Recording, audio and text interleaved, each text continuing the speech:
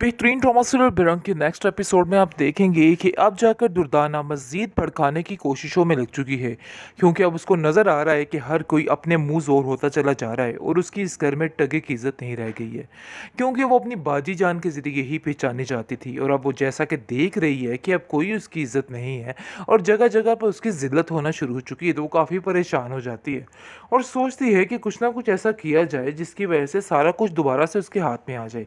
इसलिए वो ये प्लान करती है और कहती है कि बस अब मैंने ये फैसला कर लिया है कि मैं अब इस तरीके को करूँगी कि यानी कि बाजी जान को इस तरीके से खिलाफ करूँगी कि उसका दिमाग सबसे हट जाए। और वो जाकर कहती है कि देखिए बाजी जान, आपकी तो मुझे बुनियादें हिलती हुई नज़र आ रही है। आप बहुत ज़्यादा परेशान लग रही हैं, क्योंकि आप जो हैं बहुत टेंशन में हैं, इस वजह से कोई भी आपके पास नहीं है। लेकिन ऐसा नहीं होना चाहिए था। मैं तो देख रही हूँ कि कोई भी आपकी मदद करने को तैयार नहीं है।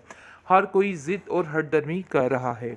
खैर आप देखेंगे कि वो समझाने की कोशिश करती है और कहती है कि नहीं नहीं, ऐसी कोई बात नहीं दुर्दाना, ज़रूर तुम्हें कोई गलतफहमी हुई है।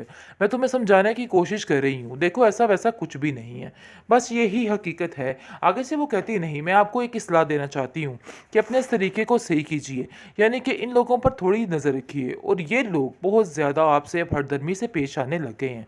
मुझे नहीं लगता कि ज़्यादा देर तक मामले ठीक रहेंगे। इस पर वो कहती है कि तुम फिक्र नहीं करो, मुझे इन लोगों को सेट करना आता है और वो मैं करके रहूँगी। तुम्हें इन वजह से परेशान होने की ज़रूरत नहीं है। खैर आप देखेंगे कि उसकी नज़र अब सीधी-सीधी एनी पर जा रही है और कहती है ये एनी की वजह से सब कुछ शय मिल रही है। ये फरीद जो कुछ करना चाह रही है सिर्फ़ और सिर्फ़ एनी की वजह से, क्योंकि एनी उसके हौसले को बुलंद कर रही है, जिसकी वजह से ये सारे मामलात हो रहे हैं। और मैं एक पल के लिए भी ये बात बर्दाश्त नहीं करूँगी अगर इन लोगों ने मेरे खिलाफ वर्ज़ी की या मेरे खिलाफ जाने की कोशिश की। ये बातों की बिल्कुल भी गुंजाइश नहीं है। इसलिए देख लेना कि इन लोगों को मैं बहुत जल्द ठीक करने वाली हूँ।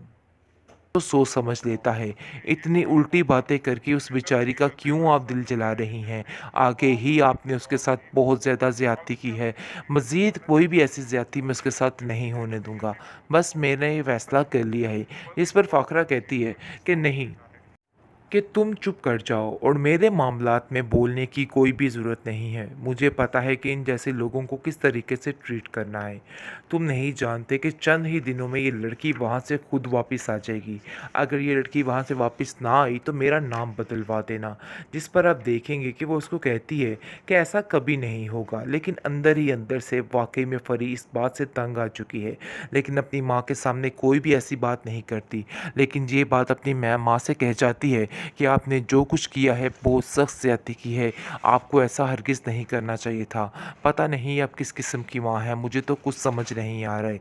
आखिर कोई किसी के साथ ऐसे भी कर सकता है। जिस पर फ़ाखरा कहती है कि मुझ पर ये इल्ज़ामात लगाने बंद कर दो। शायद तुम गलती पर हो, तुम्हें पता है कि तुमने जो कुछ किया है इन सब बातों में सिर्फ़ और सिर्फ़ तुम्हारा कसूर है और तुम मुझे इस तरह से ताने टिचने नहीं कर सकती हो।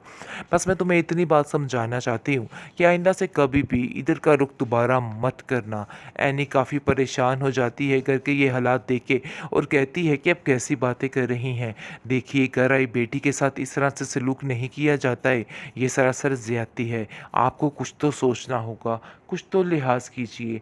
जिस पर वो उसको साफ साफ कह देती है कि तुम अपनी ज़ुबान को थोड़ा कंट्रोल में करो और तुम आजकल कुछ ज़्यादा ही मेरे मामलात में बोलने लग गई हो। लेकिन आप देखेंगे कि आयमा जो है वो अपनी खाला जान का साथ देती हुई नज़र आ रही है और कहती है कि आप जैसा कह रही हैं, जो कह रही हैं बिल्कुल ठीक है। आपका हर बाहर बिल्कुल ठीक है, क्योंकि मैं जानती हूँ कि ये सब लोग मिलकर आपसे धोखा कर रहे हैं और आप पर तरह तरह के इल्ज़ामात लगाने की कोशिश कर रहे हैं, लेकिन आप बिल्कुल ठीक कह रही हैं।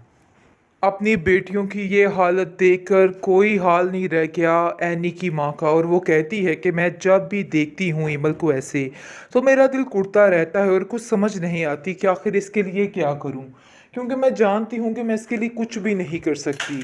लेकिन अफ़सोस इस बात का रहेगा कि शहरयार ने जो कुछ किया वो बहुत ज़्यादा बुरा किया है।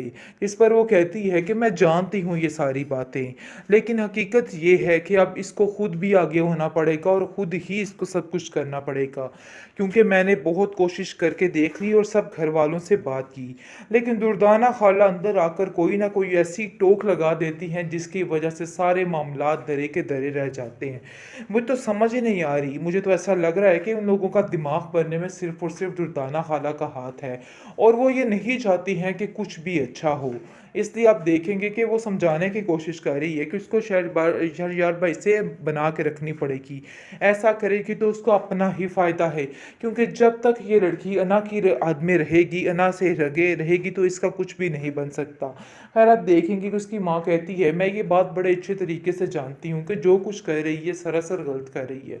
उसको ये सारी बातें ज़ेब नहीं देती हैं, क्योंकि फ़ाखरा बहन का तो अपना ही एक लैदा मिजाज है। मुझे तो समझ नहीं आ रही कि आखिर ये औरत क्या करना चाहती है और क्यों हम सब के पीछे हाथ धो के पड़ चुकी है। क्योंकि आप देखेंगे कि फरी जिस तरीके से अपनी माँ के आड़े आ चुकी है और उसको हर चीज़ में सेट करने की कोशिश कर रही है, ये बात फ़ाखरा के लिए नाकाबिले बर्दाश्त होती जा रही है और उसको ऐसा लग रहा है कि जैसा सब कुछ उसके हाथों से निकलता जा रहा है, जिसकी वजह से उसकी परेशानी में बहुत ज़्यादा इजाफा हो रहा है। खैर वो काफ़ी ज़्यादा परेशान है और सोच रही है कि मुझे तो ऐसा लगता है कि जैसे सब कुछ हाथों से ऐसे ही निकल जाएगा, क्योंकि ये सारे मामलात मुझे ऐसे ही होते हुए नज़र आ रहे हैं। जिस पर दुर्दाना कहती है कि आपको बड़ी एहतियात से चलना होगा, क्योंकि ये सारे मामलात मुझे कुछ बेहतर नहीं लग रहे और ऐसा लग रहा है कि जैसे काम मज़ीद ख़राब ही होगा।